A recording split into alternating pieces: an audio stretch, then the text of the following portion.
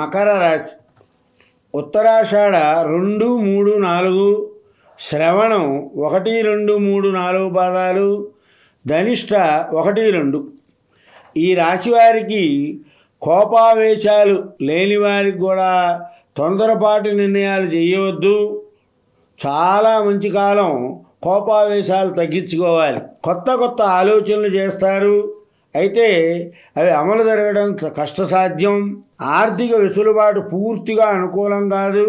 అయితే కొంత ఉపశమనంగా ఉంటుంది. ఆరోగ్య విషయంగా కూడా చాలా మంచి మార్పులు ప్రారంభమవుతాయి. అధికారులు, తోటి ఉద్యోగుల సహకారాలు తక్కువగా ఉన్నా ఉద్యోగ భద్రతకు ఇబ్బంది ఉండదు. పాత వ్యవహారాలు, రుణ సంబంధమైన అంశాలు, మీరు హామీ ఇచ్చిన అంశాలు ఇబ్బందికరంగా ఉంటాయి. ద్వితీయ రాహువు మంగళప్రదం, కీర్తిప్రదం, కానీ ధన నష్టం జరుగుతుంది. స్వబుద్ధి కారణంగా కార్యసిద్ధి జరుగుతుంది. ఆగిపోయిన పనులన్నీ కూడా పునఃప్రారంభిస్తారు. అవి పూర్తవుతాయి. సంపద పెరుగుతుంది.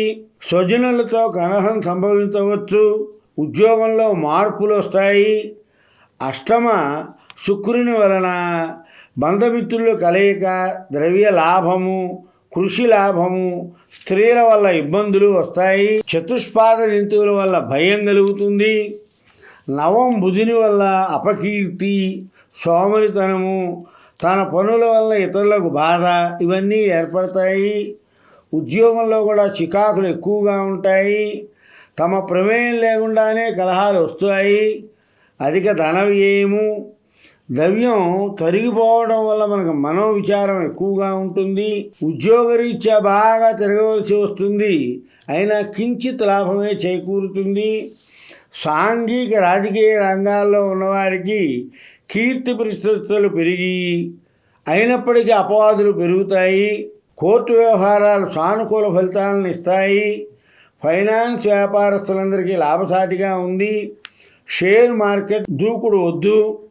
వర్కర్స్ వలన ప్రాబ్లమ్స్ ఎక్కువగా ఉంటాయి. ఆదరణ తక్కువగా ఉంటుంది. కుటుంబ పెద్దల విషయంలో అనుకోని సంఘటనలు జరుగుతాయి. అధికారుల ఒత్తిడి, ప్రభుత్వ ప్రతినిధుల వలన విధి నిర్వహణకు అంతరాయం కలుగుతుంది. కాబట్టి ఈ రాశివారు రామరక్షా స్తోత్రాన్ని పారాయణ చేయండి. చదవడం రాని వాళ్ళు ఓం నమో నారాయణాయ అనే మంత్రాన్ని 108 సార్లు కనుక పారాయణ చేస్తే మంచి ఫలితాలు వస్తాయి.